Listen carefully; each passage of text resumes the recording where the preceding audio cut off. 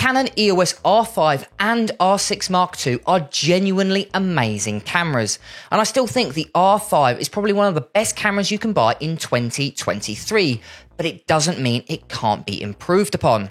So today I'll be sharing with you my 7 accessories that you should buy for your Canon R5 or R6 to improve your photography and filming experience. And I'm going to start right now.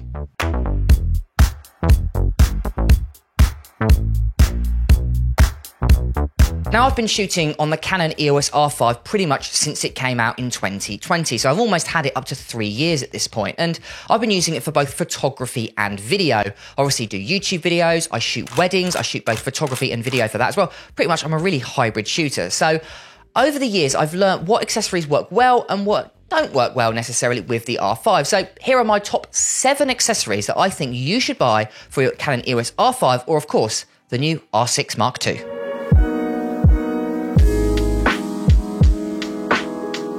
So my first accessory is actually a Canon native accessory, and it's this. This is the Canon EF to RF adapter. Now, Canon do 3 versions. They do the basic one, just one here, it's about 100 quid. They also do one with a control ring, and then they do one with an ND filter built in, which I think is genuinely a really good idea. Now, the reason I love this adapter so much is because I can use my older DSLR lenses with my brand new mirrorless camera. Now, I love mirrorless lenses, grant you, they're genuinely amazing, but they also come with a fairly hefty price tag, and as a working photographer, I can't necessarily spend all of my money I get just on lenses. So what it lets me do, or what this particular adapter lets me do, is use older DSLR lenses with a way better value for money on my new mirrorless camera. Now, grant you've got to be careful what lens you use. I still use a lot of L lenses to get the best image quality out of my R5, but DSLR lenses are still genuinely amazing. So this EF to RF adapter lets me get that and really lets me save so much money to, spend money on other things like a new computer or another camera, for example. So if you haven't got one of these yet, highly recommend the EF to RF adapter.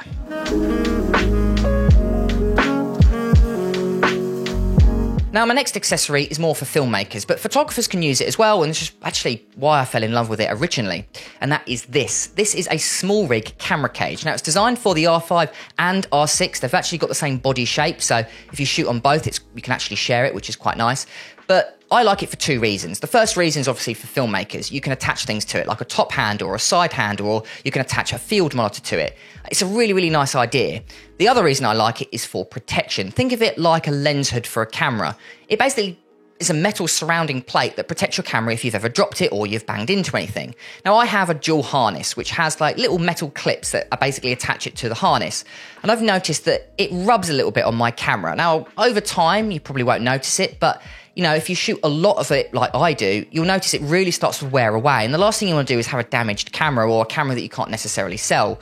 So having this basically prevents it, because you can attach the plate to the bottom of this instead of the bottom of the camera. You won't wear away the camera as much. So for protection, for photographers, I think it's a really good idea. But of course, for filmmakers, you can really rig out your camera, and this is a great starting point.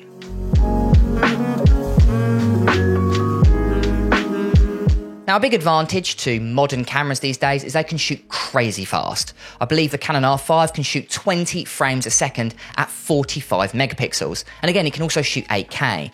The disadvantage to that means there's a lot of data being transferred from the camera to a card, which means you're going to want to get one of these. This is a SanDisk CF Express Type B card. Now, yes, you can use the SD cards, and they'll get away with most of the time. You won't notice too much buffering, but as soon as you jump into any filmmaking, like you're shooting 8K or 4K at high resolution, you're going to want one of these. Another advantage is if you get the reader, the transfer speeds are genuinely astonishing. If I have, let's say, a 64 gig SD card and I transfer it from the card to the computer, it'll take about 20 minutes. This card here, the CF Express Type B card, will do it in about 2 to 3 minutes. So if you're in a fast-paced environment, you want to quickly transfer all your stuff from your camera to your computer, getting one of these will cut down the time almost 10 times. So if you haven't already got them, I know they're expensive, so I wouldn't buy too many. I'd rely on SD cards for most of the stuff you need to do. But if you are, in a quick environment, you need to get stuff done really fast, one of these could definitely come in handy. It's just a shame how expensive they are.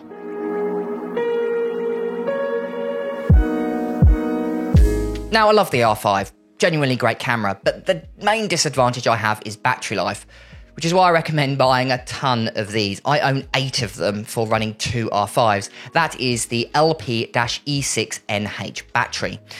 Now, I recommend buying as many as you can. Yes, they are expensive, but trust me, you don't want to run out on a shoot.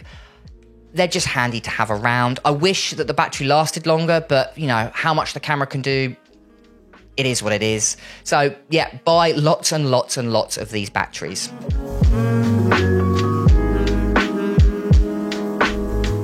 Now, talking about batteries, you're going to want to charge them. Now, yes, you can charge them in camera, which is great. And you can also have that, I believe it still comes with a battery charger in the box, which is nice. Canon, please keep that going. Other brands have dropped it. Please keep the battery charger in the box. But you might want to buy something like this. This is a dual battery charger, which is really nice. This is the Hainault Pro Cube 2. Now, it's great because you can charge 2 at the same time, and it also gives it a percentage at the front, which is nice. So you can see how much it is percentage instead of the blinking light that you get on the Canon one. So if you know, using the camera a lot, I pretty much use it day in, day out. Having a dual battery charger can really help. It's also nice because you can plug it into your car if you're traveling, or, you know, if you're a run and gun photographer. This is a really, really nice battery charger. And if you want to know more, I've actually got a link in the description to my review, just a 2-minute review that I've already made on this battery charger. Obviously, any battery charger will work, but I highly recommend this one.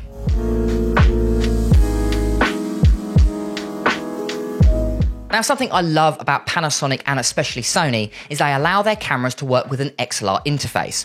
Now, if you're not too in-depth with audio, basically XLR is one of these. It's a slightly larger and more reliable, and to be honest, overall better microphone. A 3.5mm jack allows you to plug in most microphones that you'd be using, but if you want to upgrade your audio, highly recommend buying or at least investing in an XLR microphone. The main problem I've got with Canon, though, is they don't allow any XLR interfaces with their cameras, which is incredibly frustrating. But thank goodness Tascam have come along, and they allow us to use one of these. This is the Tascam CA XLR 2D.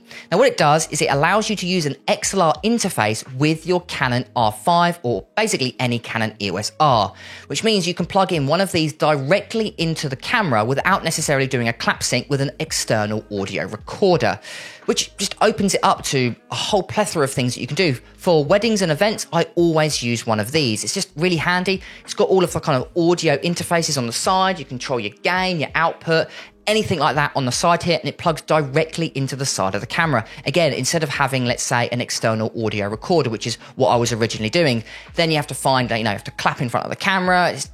One of these is just really, really handy. So if you're interested in wanting to upgrade your audio experience, highly recommend this Tascam.